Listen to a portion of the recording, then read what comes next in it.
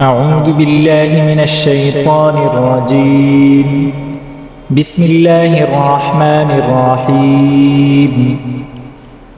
لا أقسم بهذا البلد وأنت حل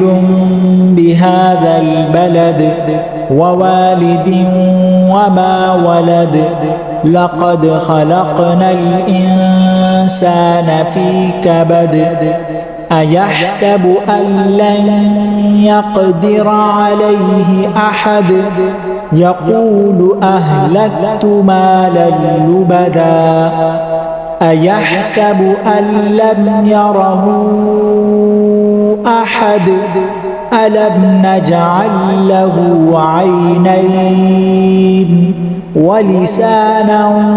وشفتين وهديناه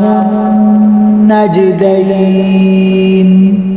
فلاقتحم العقبة وما أدراك ما العقبة فك رقبة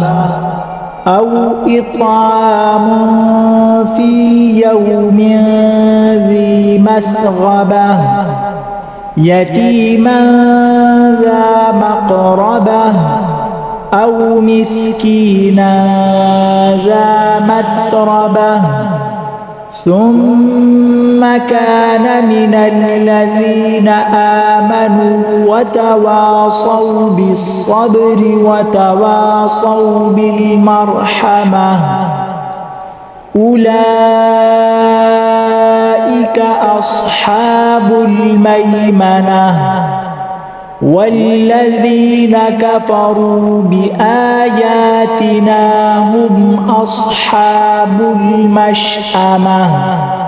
عليهم نار مؤصدة